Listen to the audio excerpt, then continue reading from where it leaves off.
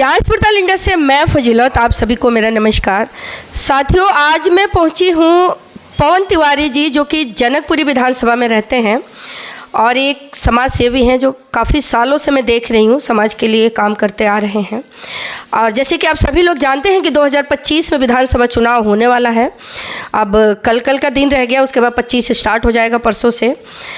मैं इनसे ये जानना चाहती हूँ कि विधानसभा चुनाव में जैसे कि पीछे 10 साल आम आदमी पार्टी ने सरकार रही, आम आदमी पार्टी की विधानसभा में दिल्ली में, तो आपको क्या लगता है कि अब जो ये चुनाव होने वाला है 2025 में, तो कुछ बदलाव होना चाहिए या उनके काम से आप संतुष्ट हैं? मेरी बहन नमस्कार। आपके माध्यम से आपके चैनल को बहुत बहुत बधाई देता हूँ। मैं पवन तिवारी, पूर्वांचल जिलाध्यक्ष तिलकनगर कांग्रेस कमेटी। चुनाव के मद्देनज़र एक ही बात आपको बताना चाहूँगा कि जो हमारे भारतवर्ष के चुनाव हैं, ये एक आस्था का चुनाव मान लीजिए, एक बहुत साफ स्वच्छ तरीके से पर्व मान लीजिए। इसी तरह अगर चुनाव होता है तो चुनाव मान लीजिए, लेकिन ऐसा होता नहीं है। पिछले 10 सालों से हमारे पास केजरीवाल साहब की सरकार है। ये सभी देशवासियों को पता है कि पूरे देश में दिल्ली की राजधानी, जब से देश आज़ाद हुआ है, पहली बार ऐसा देखने को मिला है कि पूर्ण बहुमत 70 में से 67 सीट केजरीवाल जी को हमारी जनता ने दी हैं। लेकिन जो उनकी कारगुजारियाँ, जो उनके काम करने का मतलब है, वो कोई जनता के हक का नहीं है। जिस तरह से उन्होंने फ्री की रेवड़ियाँ बांटनी शुरू की हैं, जिसमें राशन कार्ड बंद कर दिया, पेंशन बंद कर दी, लोगों के और काम बंद कर दिए। जो काम 200 रुपये मुहताज आज रिश्वत देखो 700 रुपये में, 1000 रुपये में, 5000 रुपये मुहताज था। जिस पुलिस की वो दुहाई देते थे कि पुलिस हमारे आने से कोई पैसा नहीं लेगी, जो पुलिस 100 रुपये में जो काम करती है, आज वही पुलिस हज़ारों रुपये लेके और लोगों को धमका के पैसे ले रही है। उनकी कारगुजारी में सबसे पहले आता है, वो कहते हैं जी कि मैंने बहुत काम किया। तो आप मतलब ये कहना चाह रहे हैं कि इनके राज में, इनके टाइम में भ्रष्टाचार जो है दिल्ली में बढ़ रहा है? देखिए, बढ़ ही नहीं रहा है, चरम सीमा पार कर रहा है। अच्छा। और ऐसा प्रतीत हो रहा है कि कहीं आपस में पब्लिक आपस में लड़ने न लगे, कहीं जो हमारा वोटर है वो आपस में लड़ने न लगे, कहीं हिंदू मुस्लिम सिख ईसाई की राजनीति करके इस देश को आग में ना झोंक दे। केजरीवाल जी जिस तरह की राजनीति कर रहे हैं कि अगर उनको इस्तीफा देना था तो जेल गए थे, जब भी इस्तीफा देना चाहिए था। जेल से आने के बाद जब उन्होंने देख लिया कि मुझे कोर्ट ने प्रतिबंधित कर दिया कि हम किसी कार्य को नहीं कर सकते, जब उन्होंने इस्तीफा दिया। आज वो घोषणा इस तरह से कर रहे हैं जैसे प्राइवेट लिमिटेड कंपनियां उनकी कहीं चल रही हों, और उससे जो पैसे को पैदा करा जाएगा उसको हम पब्लिक में बांटेंगे। 2100 रुपये के हिसाब से अगर कैलकुलेट किया जाए तो 3 करोड़ हमारे यहाँ महिलाएं दिल्ली में वोटर रजिस्टर्ड हो रही है, लगभग। और जो अनरजिस्टर्ड है, जो अन्य क्षेत्रों से आई है, जो यूपी, बिहार, बंगाल, महाराष्ट्र, जहाँ से भी आई हैं, वो जब रजिस्ट्रेशन होता है करीब 5 करोड़ की आबादी सिर्फ महिलाओं की होगी, जिनको 2100 रुपये केजरीवाल जी देने की बात कर रहे हैं।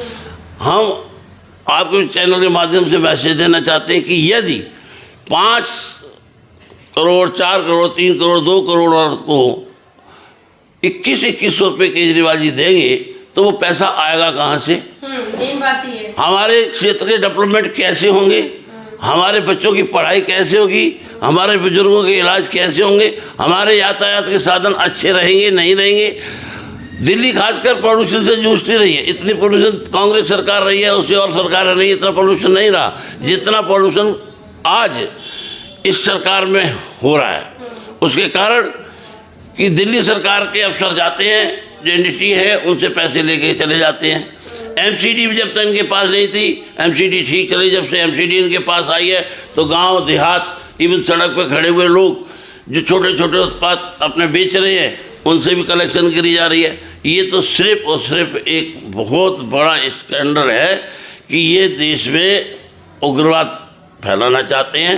लोगों को झूठ यहाँ करके 2100 देंगे, 5100 देंगे, आप आज का एक मैटर है जो इन्होंने कहा कि हम मौलवियों को 18,000 रुपये, जो मंदिर के पंडित हैं उनको 18,000 रुपये, जो पादरी हैं उनको 18,000 रुपये, और जो आपके गुरुद्वारों में ग्रंथी है उनको 18,000 रुपये पर महीने देंगे।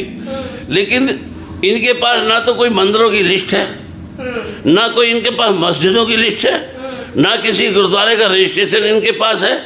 ये कैसे देगी, क्या देंगे? अपने घर की सरकार को आतिशी जी को बना दिया मंत्री, उन्होंने कुर्सी खाली छोड़ दी।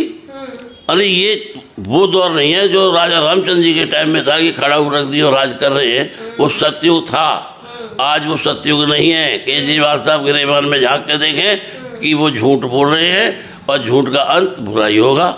आपसे इतना ही कहना चाहूँगा। तो आप जो है अभी ये विधानसभा चुनाव में दिल्ली के वोटर को कुछ अपील करना चाहेंगे कि किस चीज़ से दिल्ली के वोटर को सावधान होना चाहिए? वोटर को नहीं, दिल्ली के एक समुदाय को, अच्छा, एक समुदाय को पर्सनली अपनी ओपिनियन दे रहा हूँ कि जो माइनॉरिटी के लोग हैं, अच्छा, जो माइनॉरिटी के लोग हैं दिल्ली सरकार के चुनाव के टाइम में जो केजरीवाल के साथ चले गए थे, उन्होंने 10 साल केजरीवाल को देख लिया है। ये ठगे जा रहे हैं, इनको ठगने का काम केजरीवाल कर रहा है। कृपया इनसे विनम्र निवेदन है कि अपने घर वापसी करें, और घर वापसी करने से इनकी इज्जत बढ़ेगी। आने वाला टाइम केजरीवाल जी का बहुत ख़राब आ रहा है, इसलिए आप अपने घर वापसी कर लें। तो अभी आप सुन रहे थे ये पवन तिवारी जी को, जिन्होंने इतनी बारीकी से सारी बुनियादी समस्या जो भी है दिल्ली की इन्होंने बताया। इनका कहना है कि केजरीवाल सरकार सिर्फ झूठे वादे कर रही है। जैसे कि पीछे केजरीवाल सरकार ने कहा कि सेंट्रल गवर्नमेंट फंड नहीं दे रही है, फंड नहीं दे रही है, तो हम काम कैसे करें? तो मेरा ये सवाल है कि अगर सेंट्रल गवर्नमेंट फंड नहीं दे रही थी पीछे, तो अब आगे जो इतने सारे जो वादे आप जनता से कर रहे हैं, तो इसको फिर आप कहाँ से पूरा करेंगे? धन्यवाद। आप देख रहे थे फजीलत की रिपोर्ट, जांच पड़ताल इंडिया से।